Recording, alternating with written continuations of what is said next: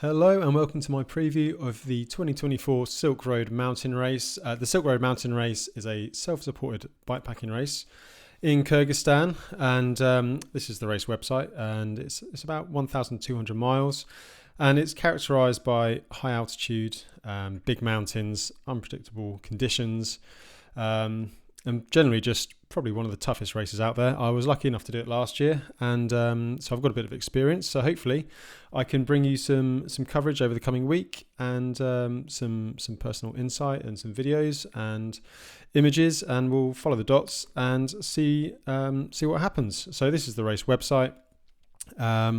And we'll dig into the route in a second. Before we get there, just want to say thank you to Redshift, who, as always, are sponsoring my race coverage. They've just released some suspension stems in 55mm and 70mm, which is shorter than their current offerings, which went from 80mm upwards. I'm a big fan of these, so check them out. I've got a discount code. I'll put it in the description below. And yeah, thanks again for Redshift for all their support this year. So let's have a little look on Arabel GPS. They actually are the host of the route for the race, which makes my life a bit easier because a lot of the work's done for me. So let's have a little look. Actually, before we go any further, they've actually done some updates on Arabel GPS, so you can actually get things like wind direction and stuff on there. And as you can see, it was looking like quite a big chunk of tailwind at the moment. But yeah, obviously lots can change in the days. So let's see how that develops over time. I'm just going to remove the points of interest just so that it's not too much in the way. But there we go. You can see the route around Kyrgyzstan starts in Bishkek, which is the capital city, about 900 meters, and peaks, as you can see on the profile at the bottom here, just about 4,000 meters. So you're hitting 4,000 meters probably 4 or 5 times. A lot of it's over 3,000, and a good quantity is going to be sort of 2,000 plus, 2,500 meters. So altitude is a real killer here. High altitude means the weather is pretty crazy as well at times, and you can get caught out. It can be very cold at night. I saw -6 last year. But equally, it can be 40 degrees down in the valleys. So there's a lot to deal with, and lots of challenges for riders. And just finishing this race is pretty tough. So I'll start with a bit of a route preview. As you can see, a lot of it is off road, a lot of dirt roads. It's not pure mountain biking, but a mountain bike is going to be the quickest bike and the best bike for this route. You can see the checkered mark on the profile on the bottom here denotes off road. There's not much tarmac at all, and it's quite rough and quite rugged. So the first big pass, you can see, goes straight up out of Bishkek, starting at 900 meters, going up to just under 4,000, pretty much in one big hit. That's Kyrgyzstan Pass. Now, a lot of this route I did last year, but in reverse. So I've got a fairly good idea of what the riders are going to expect. And the descent from Kyrgyzstan, well, it was about an hour and a half freewheeling. So the riders are going to take probably 4, 5, 6 hours to get up there. This is from the top, and as you can see, it's pretty good weather. It was starting to snow, but that high you can really get caught out. And the first 2 editions of the race, the riders went over here, and there was blizzards and snowstorms and freezing temperatures. The thing about these passes is that if you get over and drop down pretty quick, you can get out of the worst of the weather fairly easily, and you can see how high you are. So yeah, that's Kyrgyzstan Pass, and it's pretty much rideable the whole way up, I'd say. Just long, and altitude is going to kick in as well. So it's going to be difficult, and it's going to be hard on the riders, and it's going to be pretty tough straight out the blocks. You've then got a little loop around the mountains. I've not ridden this section, but I'm familiar with the area. But again, a net downhill, as you can see, and then resupply in these small little towns. Resupply is another tough thing here. The shops, they're basically village stores. You might get bread if you're lucky. You're looking at dry biscuits, maybe sweets. If you're lucky, you might get some ice creams. Water, potentially, but quite often they have things like Coke or Fanta and not necessarily bottled water, but there's plenty of water out there. But you have to treat everything. Sickness is a big factor on the Silk Road Mountain Race. Not getting sick is key, so you've got to wash your hands. You've got to use chlorine tablets in all the water. There's a lot of not wildlife. There's a lot of livestock up in the hills, sheep, goats, horses, and obviously they go to the toilet everywhere. It gets in all the water systems, so it can really catch riders out, and you've got to use chlorine and treat all your water. The first checkpoint is Songkul Lake. So this was the final checkpoint from 2023 last year, but riders get there fairly soon. And as you can see, it's a bit of a plateau up on the lake here. A bit of a steep climb. Well, I say a bit of a steep climb. A steep climb, 17% in places. We went down it last year, thankfully. So that would be a bit tough getting up there. But there's the checkpoint's in a yurt village at the top, and I've got a bit of a video of the going around the lake up there. So I did this at dawn last year, and as you can see, it's pretty spectacular. Sun just coming up over the lake. You can see a lot of weather seems to sit over the lake, so you could see like rain on one side and dry on the other. And this track, I suspect, could get quite muddy if it did get rained on. But you can see this is what the riders will be experiencing. Obviously, coming the other way from where I rode last year. But yeah, it's beautiful. Kyrgyzstan is an incredible place. I was actually very, very close to going this year after I had to abandon the transcontinental race with a knee injury. But it's just not, my knee's not quite ready to risk that at the moment, so I decided not to. So I'm going to talk about it instead. After Songkul, big long descent down, climbed up there last year. That should be relatively fast and easy for the riders. And then this section down here, very hot, couple of big passes, not much in the way of water, and the roads can be quite loose and rough and deep gravel on them, so it's much slower going than you think. Kazaman is one of the only real towns on the route, so there are guest houses and shops. Definitely you want to be there in the daylight. Last time I managed to not go in the daylight and nearly ran out of water and food. But yeah, riders will be aiming to get there, and a lot of riders do try and sleep there if they can. And then you've got this big loop out the back here. Last year it was really windy. At the moment, if we put the wind on, it looks like there's a bit more of a tailwind. Rode into that last year, and it was just hell. Just slow. It's slow going even with a tailwind, just because of the nature of the roads. Deep gravel, hard surfaces to ride on. They are kind of dirt roads, but they're just slow. If they've been graded, they might be okay, but if not, it's stutter bumps all the way, and it's just uncomfortable. And a few big passes, probably one of the lowest elevations in this section, but the heat's going to be there. I suspect it'll be over 30 degrees, could be getting on to 40 in the middle of the day. And then you aim to one of the other big towns, Baitov. Again, shops here. You can find accommodation there, and then it's going to get tough after that. So you're going over Mel's Pass. Again, did this backwards last year. Mel's Pass.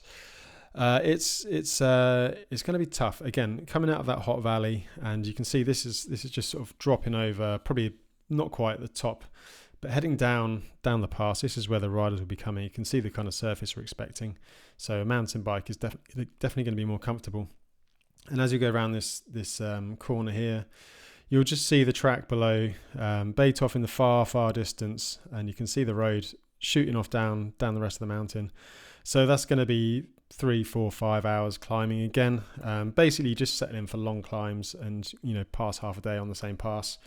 And you can see Mel's Pass here on the bottom there. You don't really drop down much. You're then on this Chinese highway, a long draggy highway. You're up 3,000 meters, and then you go into the border zone. So there's a military checkpoint here. You need special border permits to go. You can see if I zoom out, China, that's China there, and you need special military permits to go up there. Basically, I think the Chinese tried to invade, and sometimes there's border incursions, so they just keep this buffer zone, and you can't go there without passes. But as part of the race, you get up there, and you go on this long section here. So again, last year went backwards. You can see it was draggy, slightly uphill into a headwind, really slow. 3,000 meters, exposed in the day, got really cold really quickly, like below freezing at night.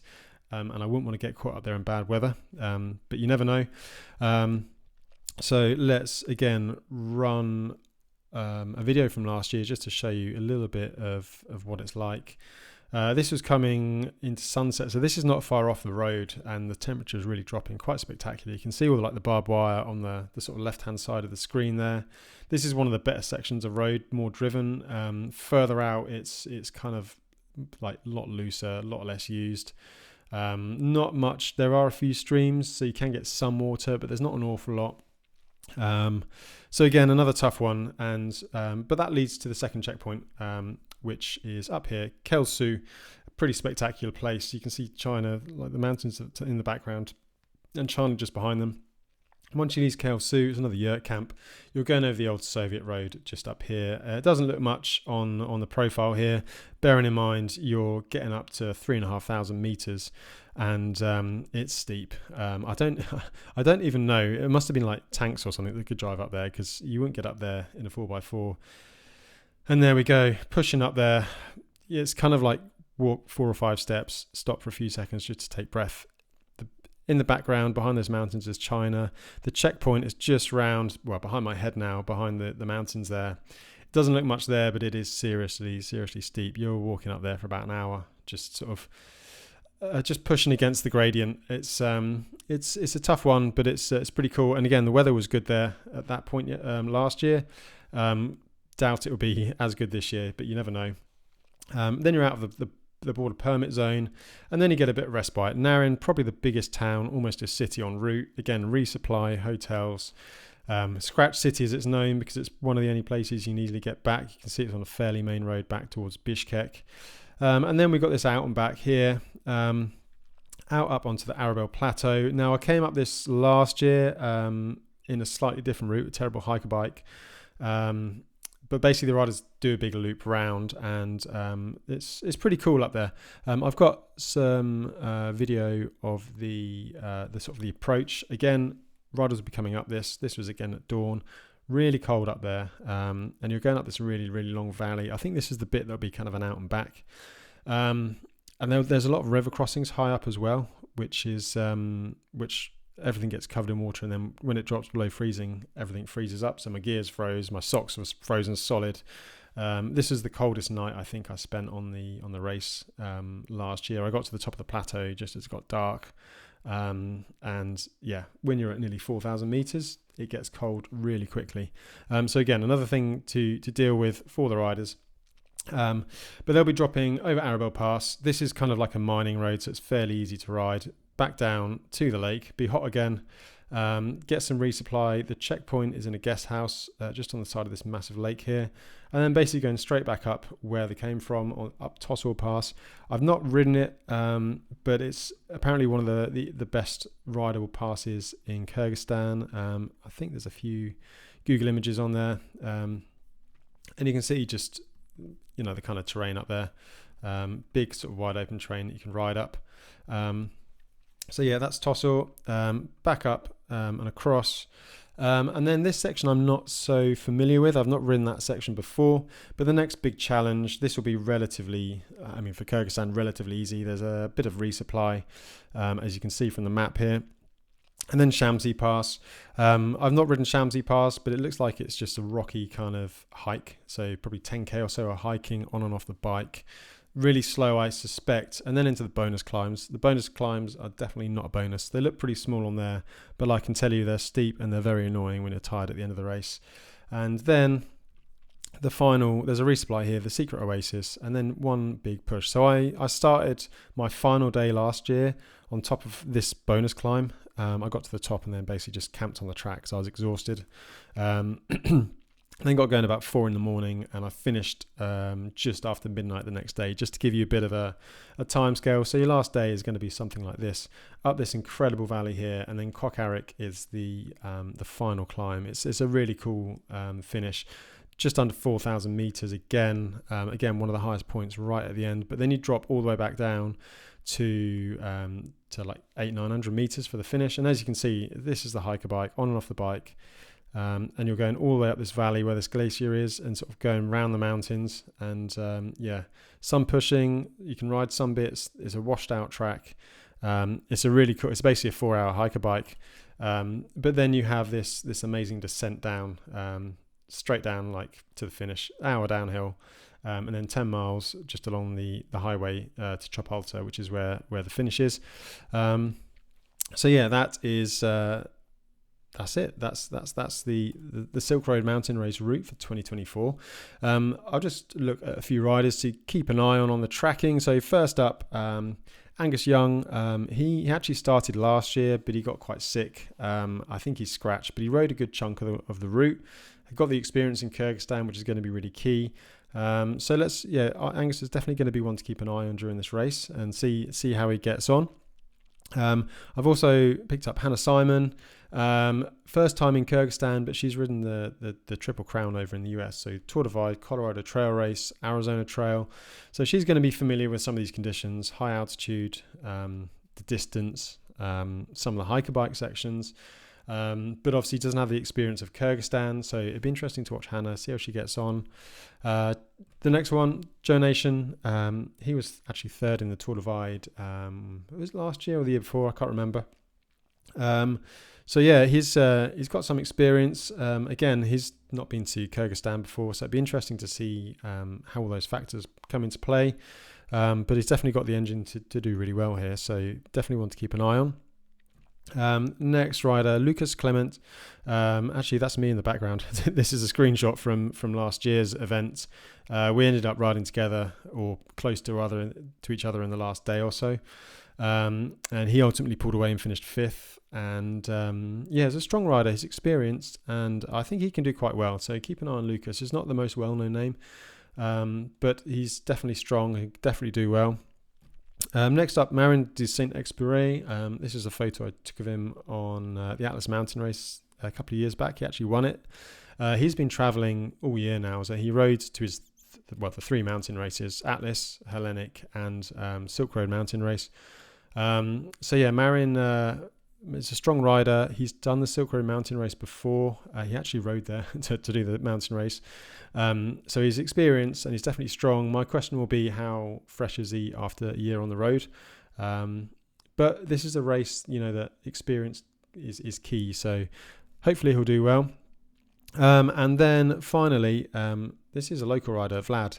So Vlad, he was 10th last year, and his aim is to try and be the first local rider from Kyrgyzstan to win the Silk Road Mountain Race. So he lives in Bishkek, really experienced, relatively new to bikepacking, but he's getting there, and I think he can do really well. So he did an impressive ride last year.